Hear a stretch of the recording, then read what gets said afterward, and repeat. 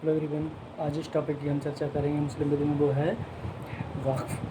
ठीक है, वक्फ के बारे में निम्न बिंदुओं पर एक एक करके हम चर्चा करेंगे, जैसे कि उसका परिचय, ठीक है, उसका उद्भव कैसे हुआ, उसकी इस्लामिक संकल्पना क्या है और उसकी मीनिंग क्या है, डेफिनीसन क्या है उसकी, और उसके आवश्यक तत्व क्या हैं, वक्फ बना कौन सकता है, उसकी विषय वस्तु क्या होगी, वक्फ की पूर्णता कब होगी, उसका रजिस्ट्रेशन आवश्यक है कि नहीं है, उसका पर्पज क्या है, वक्फ का वर्गीकरण मतलब क्लासिफिकेशन या फिर कह सकते हैं काइंड क्या है, ठीक है, और अंत में वक्फ संपत्ति का प्रशासक कौन होगा, वक्फ संपत्ति का प्रशासक कौन होगा।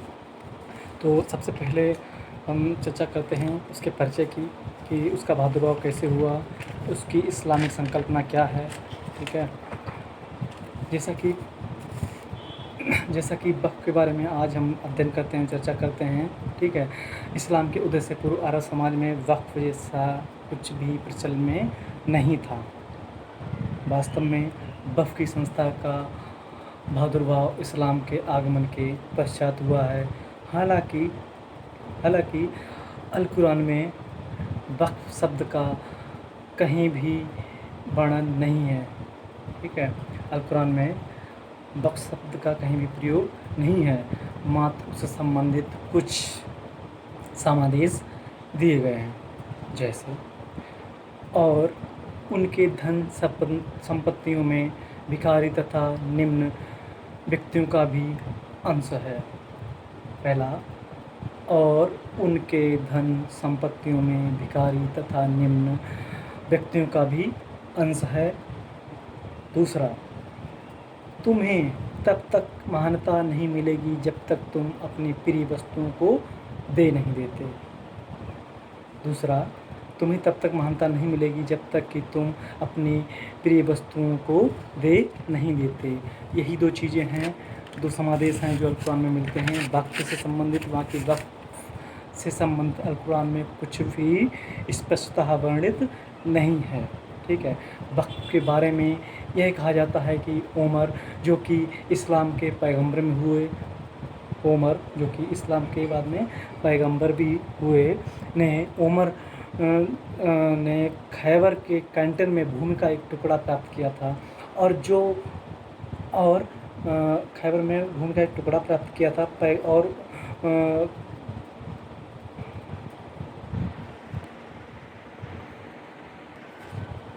वक्फ के बारे में यह कहा जाता है कि उमर, जो कि इस्लाम के पैगंबर भी हुए, ने खैबर के कैंटन में भूमि का एक टुकड़ा प्राप्त किया था, और पैगंबर मोहम्मद से उन्होंने पूछा कि इसका पवित्रतम उपयोग कैसे किया जाए।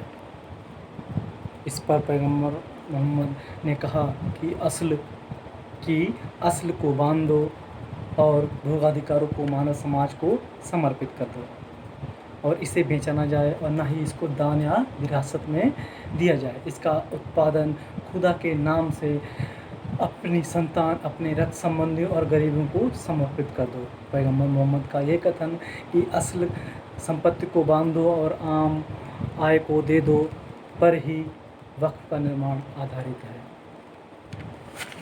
नेक्स्ट पॉइंट की बात आती है तो है अब मीनिंग। इसका अर्थ क्या है, वक्फ से क्या अभिप्राय है। वक्फ का शाब्दिक अर्थ है निरोध, प्रतिबंधित करना या रोकना। वक्फ का शाब्दिक अर्थ है निरोध, प्रतिबंधित करना या रोकना। इस्लामिक विधि में इसका अर्थ है ऐसी भूमि जिसका उपयोग खैराती एवं पवित्र कार्यों के लिए किया जाता है।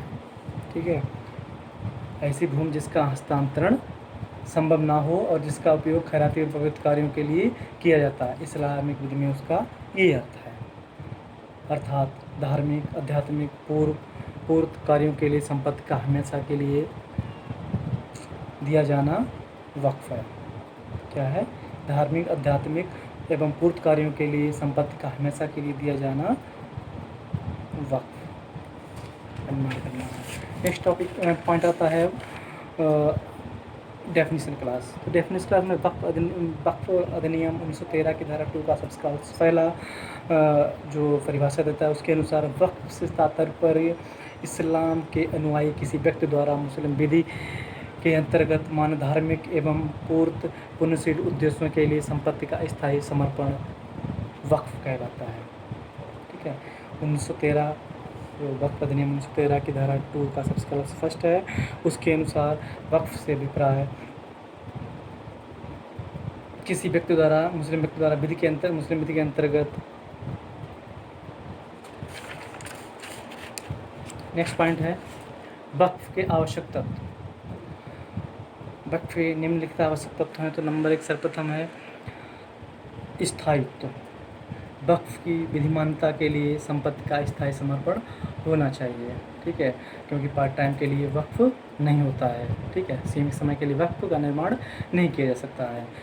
जीवनदास साहू बनाम कबीरुद्दीन और विद्यावरूथी बनाम बालूस्वामी अय्यर के मामले में प्रिवी काउंसिल ने स्पष्ट किया कि जैसे ही संपत्ति को खैराती उद्देश्यों के लिए दान किया जाता है, उसी क्षण से वाकिफ का संपत्ति से हक समाप्त हो जाता है तथा स्वामित्व का खुदा में निहित हो जाता है। जो संपत्ति है उसका स्वामित्व जो है खुदा में निहित हो जाता है। दूसरा है एलिमेंट्स अपरिवर्तनीयता। एक बार विद्यमान वक्फ सृजन हो गया, उसके बाद ठीक है अप्रतिशहीन हो जाता है, उसमें परिवर्तन नहीं किया जाता। नंबर 3 हस्तांतरणीयता। वक्फ संपत्ति का अंतरण नहीं किया जा सकता है। सामान्यतया वक्फ संपत्ति का अंतरण नहीं किया जा सकता है, लेकिन न्यायालय की अनुमति से किया जाता सकता है। मुतवल्ली न्यायालय की परमिशन से वक्फ संपत्ति का जो है को अंतरित कर सकता है। ठीक है। नंबर 3 हस्तांतरणीय। वक्फ संपत्ति का अंतरण नहीं किया जा सकता है सामान्यतया, लेकिन मुतवल्ली न्यायालय की परमिशन से हस्तांतरण कुछ परिस्थितियों में कर सकता है। चौथा एलिमेंट्स है आय का उपयोग। वक्फ संपत्ति की आय का उपयोग वक्फनामे में दिए गए निर्देशों के अनुसार ही किया जाएगा, अन्यथा नहीं। जिस चीज़ के लिए वक्फ बनाया गया है या जो निर्देश दिया गया है कि हाँ ऐसे आप उसका उपयोग करेंगे, तो उस हिसाब से आपको वक्फ संपत्ति का उपयोग करना है। ठीक है। नेक्स्ट पॉइंट है वक्फ कौन बना सकता है। तो वक्फ कौन बना सकता है? सामान्यतः कोई भी मुस्लिम व्यक्ति वक्फ का निर्माण कर सकता है, लेकिन जो कंडीशन है वो 2 हैं, जैसे कि वयस्क हो और स्वस्थ चित्त हो। तो 2 कंडीशन है, वयस्क और स्वस्थ चित्त। तो वही कंडीशन है जो कॉन्ट्रैक्ट एक्ट में है। एक सक्षम जो एक एग्रीमेंट मतलब कॉन्ट्रैक्ट करने के लिए, संविदा करने के लिए सक्षम है, वही यहाँ पे वक्फ बनाने के लिए भी सक्षम है, लेकिन यहाँ पक्षकार मुस्लिम है। ठीक है। स्वस्थ चित्त वही है, वयस्क वही है, सेम वही है कॉन्ट्रैक्ट एक्ट वाला। ठीक है। नेक्स्ट पॉइंट है वक्फ की विषय वस्तु। उसकी विषय वस्तु वक्फ की क्या होगी? तो वक्फ किसी भी प्रकार की संपत्ति का बनाया जा सकता है। पहले क्या था, ओनली अचल संपत्ति का वक्फ बनाया जा सकता था, लेकिन अब क्या है, चल अचल किसी प्रकार की संपत्ति हो उसका वक्फ का निर्माण किया जा सकता है। ठीक है। लेकिन बस वक्फ की विषय वस्तु को माल होना चाहिए। अगर माल है तो उसका वक्फ सृजन किया सकता है। नेक्स्ट पॉइंट है वक्फ की पूर्णता। ठीक है। एक वक्फ कब पूर्ण हो जाएगा? तो इसको लेके 2 मतभेद हैं। ठीक है, 2 मतभेद हैं, जैसे कि सुन्नी की विचारधारा थोड़ी अलग है और शिया की अलग। अकॉर्डिंग टू सुन्नी, वक्फ की घोषणा जैसे ही घोषणा हुई वक्फ कंप्लीट। ठीक है, और किसी की आवश्यकता नहीं है। लेकिन अगर शिया की अगर विचारधारा देखें तो शिया ये नहीं मानते हैं। शिया के अनुसार जब तक आपने वक्फ किया, लेकिन जब तक कब्जे का प्रदान नहीं हो जाता है तब तक वक्फ का निर्माण पूर्ण नहीं होता है। ठीक है। तो सुन्नी में वक्फ की घोषणा कर दी, वक्फ पूर्ण है, लेकिन शिया में वक्फ का निर्माण तभी पूर्ण होगा जब आप कब्जे का हस्तांतरण कर देंगे। नेक्स्ट पॉइंट है रजिस्ट्रीकरण। अगर वक्फ आप निर्माण किया है और वक्फ की विषय वस्तु अचल संपत्ति और 100 रुपये से अधिक की है, ठीक, 100 रुपये या उससे अधिक है तो, और अचल संपत्ति तो आपको रजिस्ट्रीकरण उसका अनिवार्य है, उसको रजिस्ट्रीकृत कराना अनिवार्य है, अन्यथा नहीं। ठीक है। नेक्स्ट पॉइंट है कि उद्देश्य। वक्फ का उद्देश्य क्या होता है? वक्फ निर्माण का मुख्य उद्देश्य खुदा की निगाह में अच्छे बने रहना है। ठीक है, क्योंकि इस्लाम में इसको एक इबादत, एक पूजा माना गया है। ठीक है। मतलब एक व्यक्ति जो धार्मिक और पुण्यार्थ काम करने के लिए दान करता है या फिर जो है सेवाएं समाज में करता है, सेम वही वक्त में है कि यहाँ पर क्या है, खुदा की निगाह में अच्छे बने रहना के अच्छे कर्मों के लिए यह जो है वक्फ सृजन कर देता है ताकि सभी लोग उसका लाभ पाएँ। ठीक है, नेक्स्ट पॉइंट है वक्फ का वर्गीकरण। ठीक है, इसको 3 भागों में बांट सकते हैं। नंबर 1, धनी एवं गरीब दोनों के लिए वक्फ। नंबर 1, धनी और गरीब दोनों के लिए वक्फ, अर्थात सार्वजनिक वक्फ जो है धनी एवं गरीब दोनों के लिए होता है। कोई उसको सदुपयोग कर सकता है, उसका प्रयोग कर सकता है। एग्जाम्पल के लिए स्कूल, हॉस्पिटल इत्यादि। ठीक है, सेकंड आता है पहले धनी लोगों के लिए और उसके बाद में गरीब लोगों के लिए। ये अर्थात होता है कि इस बुरा है कि पारिवारिक वक्फ। ठीक है, पारिवारिक वक्फ। नेक्स्ट आता है केवल गरीब लोगों के लिए ही वक्फ। ठीक है, केवल गरीब लोगों के लिए जो केवल सहायता प्रदान करने हेतु सृजित किए जाते हैं, जैसे कि भोजन की व्यवस्था करना, कपड़ों की व्यवस्था करना तथा बीमारी में सहायता प्रदान करने हेतु। क्या, चाहे कपड़े की व्यवस्था करना हो, चाहे असहायों को खाना देना हो, कपड़े देना हो, मेडिकल मतलब दवाई वाई की व्यवस्था करना हो। ठीक है, बीमारी में सहायता करना, ये ओनली केवल गरीबों के लिए ऐसे वक्फ का निर्माण किया जाता है। ठीक है, अब आता है पारिवारिक वक्फ। दूसरा पॉइंट बताया था वक्फ प्रकार में पारिवारिक वक्फ या वक्फ अलल औलाद, उसको बोलते हैं वक्फ अलल औलाद। ठीक है, इसका अध्ययन अगर हम करेंगे तो 2 पार्ट में करना होगा, क्योंकि एक तो 1913 वक्फ अधिनियम 1913 के पूर्व और 1913 के पश्चात। पारिवारिक वक्फ 1913 के पूर्व कैसे थी, पश्चात कैसे थी। 1913 अधिनियम 1913 के लागू होने से पूर्व कैसी थी, तो एक केस के माध्यम से बताते हैं। अब्दुल फता मोहम्मद बनाम रोसमोधर चौधरी, प्रिवी काउंसिल का मैटर है। इस प्रस्तुत मामले में 2 भाइयों ने वक्फ का सृजन किया था। इसमें उन्होंने अपने पूर्वजों एवं संतान के जीवन पर्यंत के लिए हित निहित कर दिया कि जो है ये उसके लाभोगी होंगे। जो भी वक्फ का निर्माण किया है उनके जीवन पर्यंत तक, चाहे वो उनके पूर्वज हों या फिर उनके बच्चे हों। ठीक है, उनके फ़ायदे के लिए कर दिया। उनके मरने के उपरांत उसका फ़ायदा गरीब ले सकते हैं, तब तक नहीं लेंगे जब तक वो जीवित हैं। पारिवारिक वक्फ का यहाँ पे निर्माण किया गया था 1913 के अधिनियम से लागू होने से पूर्व। प्रीवी काउंसिल ने अपील में क्या किया, प्रीवी काउंसिल ने ऐसे वक्फ निर्माण को अवैध ठहरा दिया कि ऐसा पारिवारिक वक्फ अवैध है जिसमें कि परिवार विशेष के लिए वक्फ बनाए जाते हैं। लिहाजा स्थिति ये हो गई कि परिवार के लिए वक्फ निर्माण अवैध होने लगे, अवैध मान्य हुए। लिहाजा इस निर्णय का कड़ा विरोध हुआ और अंततः निर्णय के प्रभाव को दूर करने के लिए सरकार ने मुसलमान वक्फ विधिमानकरण अधिनियम 1913 पारित किया। तो पूर्व की बात हो गई कि मतलब बना सकते थे, पारिवारिक वक्फ का सृजन कर सकते थे, लेकिन रोसमोधर चौधरी का जो केस आया है उसके बाद प्रिवी काउंसिल ने मना कर दिया कि नहीं, आप पारिवारिक वक्फ का निर्माण नहीं कर सकते। ठीक है, 1913 अधिनियम आया। इसके पश्चात क्या स्थिति हुई कि जो है इस विषय को लेकर जो शरीयत की विधि प्रचलित थी उसी को लागू किया गया। ठीक है, इस अधिनियम ये अधिनियम जो आया इसमें ये व्यवस्था कर दी गई कि जो वक्फ को लेकर शरीयत की विधि है उसी को ही प्रवर्तन में लाया जाए। लिहाजा पारिवारिक वक्फ विधिमान्य हुए। ठीक है, लेकिन ख्वाजा सुलेमान बनाम सलीमुल्लाह प्रिवी काउंसिल का मैटर है। प्रस्तुत मामले में प्रिवी काउंसिल ने याद किया कि वक्फ विधिमानकरण अधिनियम 1913 भूतलक्षी नहीं, मतलब इसका प्रभाव जो है भूतलक्षी नहीं होगा। 1913 के पूर्व के जो भी पारिवारिक वक्फ होंगे वो अवैध होंगे, 1913 के पश्चात वाले ही वैध होंगे। इसको लेके चैलेंज किया गया था, लेकिन सन 1930 में मुसलमान वक्फ विधिमानकरण अधिनियम 1930 पारित करके, ठीक है, इस अधिनियम को 1913 के अधिनियम को भूतलक्षी प्रभाव दे दिया गया कि चाहे पूर्व के हों या पश्चात के हों, पारिवारिक वक्फ या वक्फ अलल औलाद विधिमान्य है। एक व्यक्ति, मुस्लिम व्यक्ति अपने परिवार के लिए वक्फ का निर्माण या सृजन कर सकता है। ठीक है, अब नेक्स्ट टॉपिक आता है वक्फ संपत्ति का प्रशासन। वक्फ संपत्ति का प्रशासन मुतवल्ली या तौलियात, यह वक्फ संपत्ति का स्वामी नहीं होता है, वही मात्र उसका अधीक्षक या प्रबंधक होता है।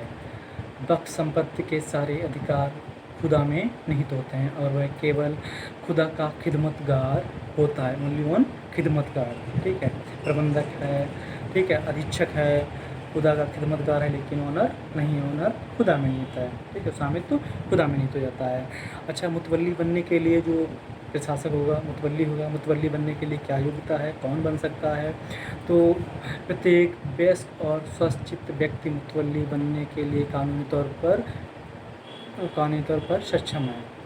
प्रत्येक वयस्क और स्वचित्त व्यक्ति कानूनी तौर पर मुतवल्ली बन सकते हैं, ठीक है। जैसे वक्फ का संस्थापक, उसकी औलाद, स्त्रियां, गैर मुसलमान। सिया वक्फ है तो सुन्नी है तो सिया, एक दूसरे के में वो मुतवल्ली नियुक्त हो सकते हैं, ठीक है।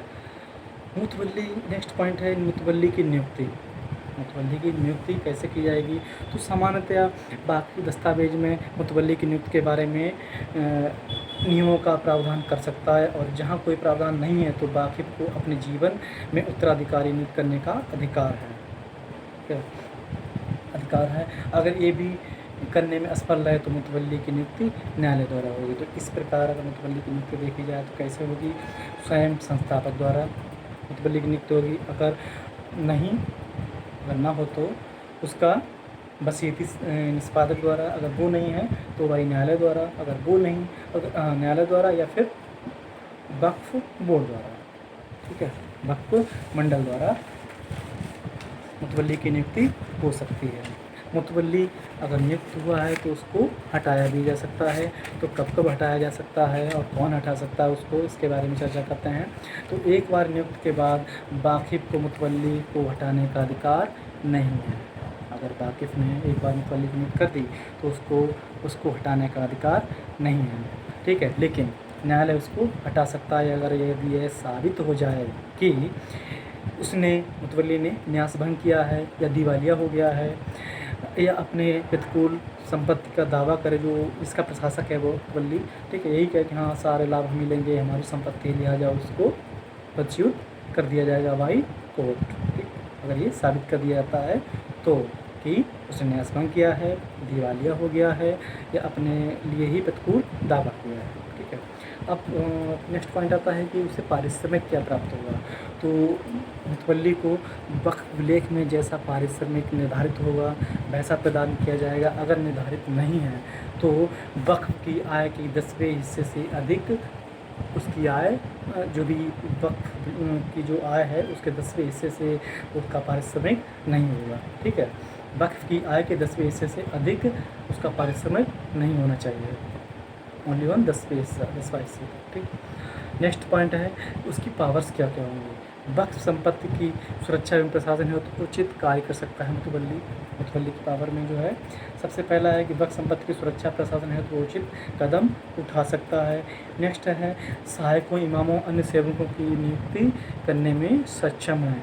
चाहे सहायकों, इमामों, सुचारू रूप से प्रशासन है तो इन लोगों की भी नियुक्ति वह कर सकता है, ठीक है। और सहायकों, इमामों, अन्य सेवकों को पदच्युत भी कर सकता है। अगर नियुक्त कर सकता है तो वो हटा भी सकता है। और नेक्स्ट है न्यायालय की अनुमति से वक्फ संपत्ति का विक्रय, बंधक या अन्य व्यवस्थापन भी कर सकेगा, ठीक है। नेक्स्ट पॉइंट है कानूनी नियंत्रण, ठीक है।